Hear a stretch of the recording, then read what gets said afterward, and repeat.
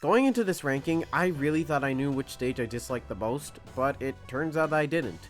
The stage that I dislike the most happens to be Brine Springs. So why do I dislike this stage? Well, it's for a myriad of reasons, but I think they ultimately just boil down to the stage is just way too small. Alongside that, the stage also has some of the lowest amount of inkable walls in the entire series. For a series that distinguishes itself from its ability of movement options and its range of movement options that you have, Brine Springs feels very, very limited in that sense. Splat Zones is kind of alright on this stage, I don't really mind it, but again, it just feels very linear.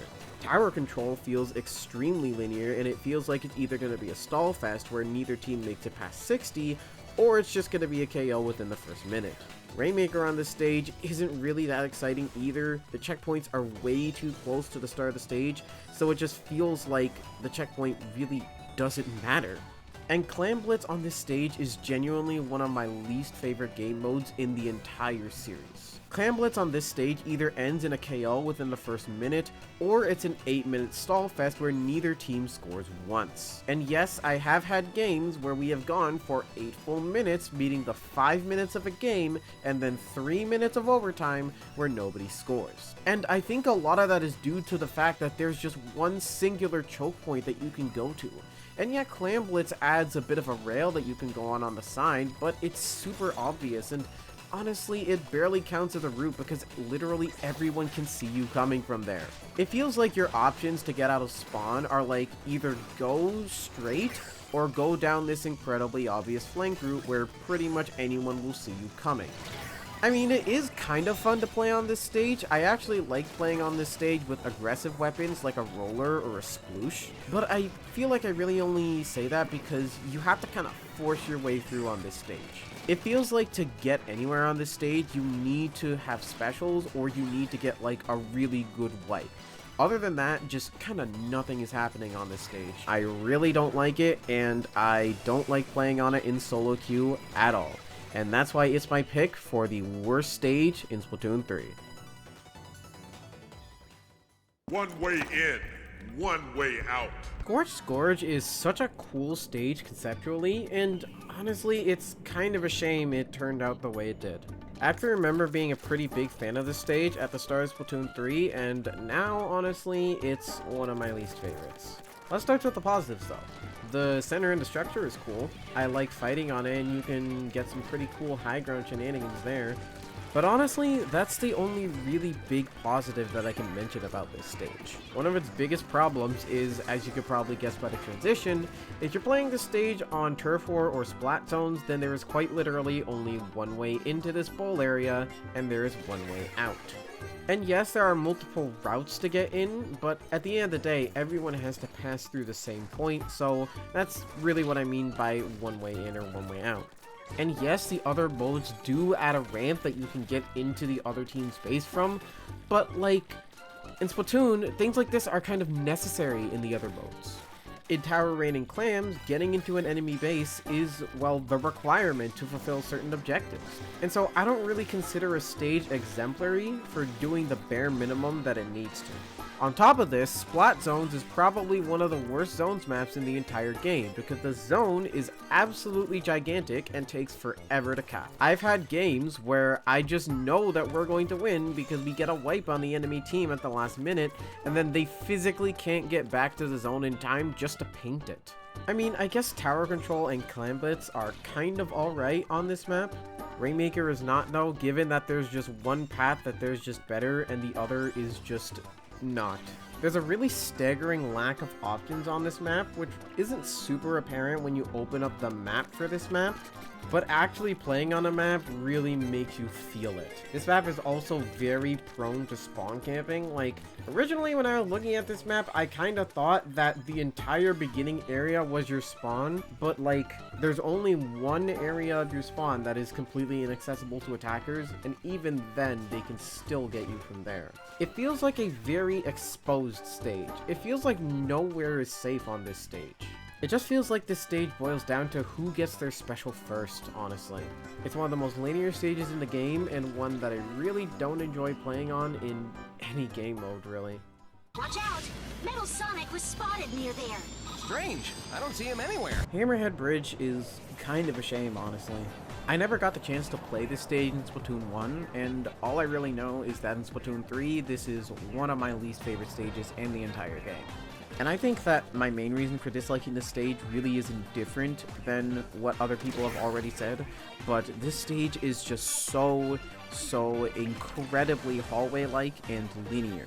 I once heard it said that playing on this stage feels like playing on Judd's Turf War Beater, like, as a stage, and honestly, that's pretty much exactly what this feels like. Playing backline weapons here is kind of boring because it just devolves down to sitting back and charting your specials until you get your special and then maybe something happens.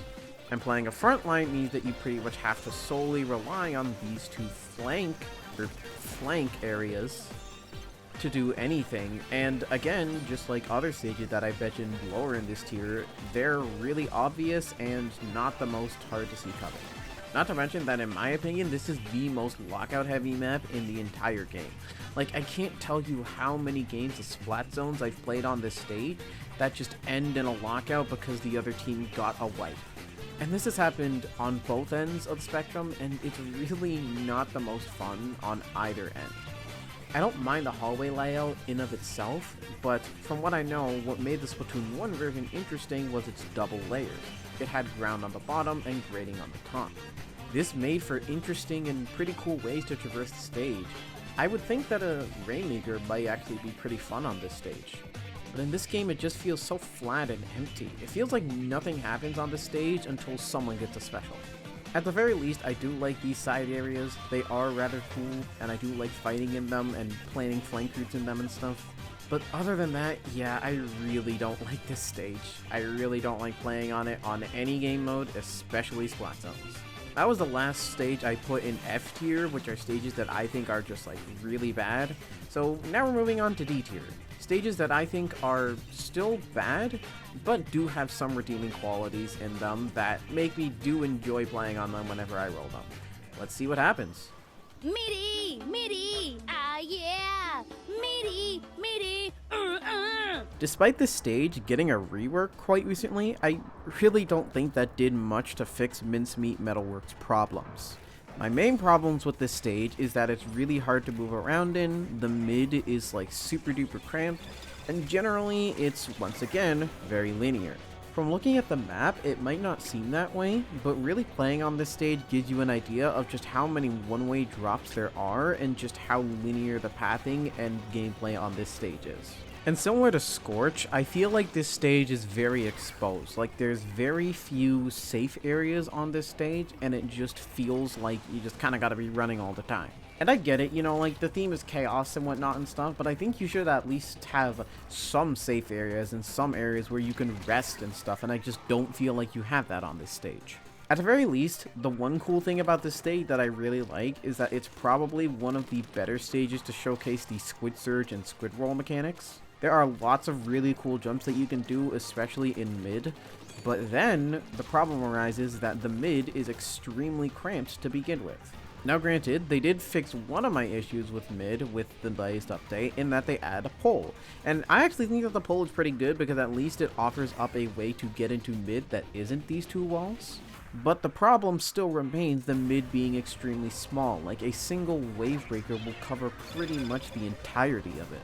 It's a stage that also favors long-range weapons because of this. Facing E-Leaders or Hydras especially can be really frustrating on this stage. I do think that the changes that they made to this stage did improve it, but I think the changes that they made do more along the lines of putting a bow on it rather than actually going in and fixing it.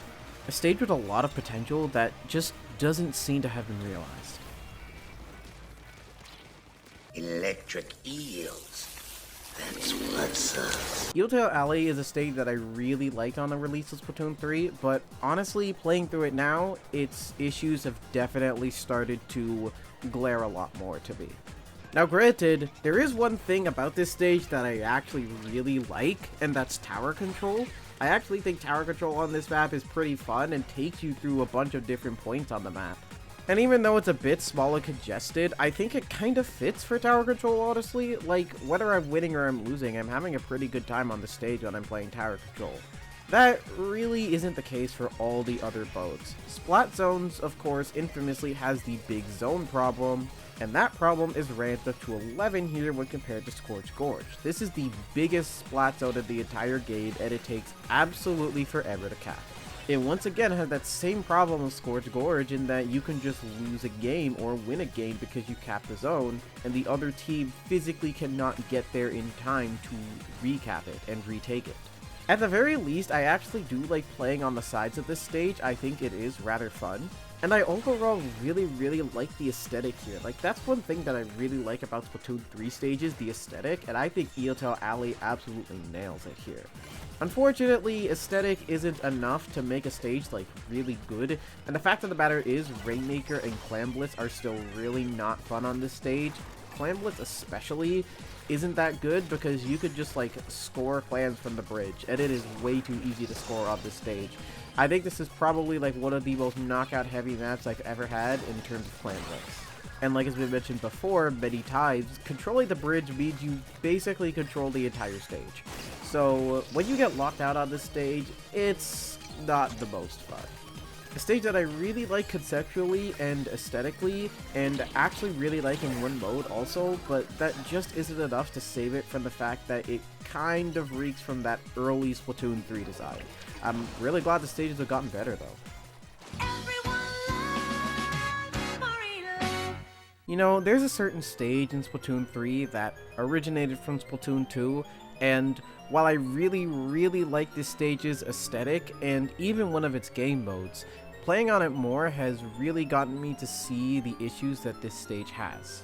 A stage surrounding the sea which really doesn't do that much in terms of its sea aesthetic. It's also a stage with a pretty prominent middle structure that actually makes things kind of interesting. And while I really want to like this stage, I have to be truthful with myself about how I feel about this stage. And that stage is Wahoo World. Now let me get one thing straight, I actually don't really dislike Wahoo World too much, and in fact, playing Splat Zones on it is one of my favorite game modes in the entire game. But I think that's also because, like, probably one of the main gimmicks of the stage just isn't a gimmick, and the main gimmick of the stage, while pretty cool conceptually, in concept, doesn't really do that much for the stage. In Splat Zones, the bridge cycles are completely gone, and so I actually like the stage quite a bit in that mode. In Tower Control it's still there, but that path isn't completely locked off, so it's pretty nice. And in Rainmaker, you're not really going to be in mid for that much of the stage, so I don't really mind it as much there. But Clam Blitz is painful, man, and I honestly think this contends for one of the worst Clam Blitz maps in the entire game. It's kind of crazy how Splat Zones for me is one of my favorite modes on this stage, but Clam Blitz is one of my least favorite in the game. Now, I actually do like the carousel that you can go under. I think flanking down there is actually really fun. I do like all the different paths that you have back to mid and how you can get into the enemy base. I think that's pretty cool. And despite your spawn being only one platform, you've got quite a bit of it to work with, and so I think even though this is prone to spawn camping, I think it's a bit less so prone to spawn camping than other stages thanks to the sheer amount of high ground and spawn ground that they actually give you in this stage. It's a fun stage, and I definitely see what the developers were going for with this stage, but other than that, like, for a few of its game modes, it's really not the best, and for one of its game modes, it's really not the best. I honestly kind of hope this stage gets a bit of a rework soon, because I honestly would love to see what this stage would look like reworked. Anyways, that's it for D tiers, and now we're moving on to C tiers. We're now moving out of stages that I kind of dislike on one or more modes, and we're moving into stages where I don't really like them, but I don't really dislike them either. So, yeah, let's go into that.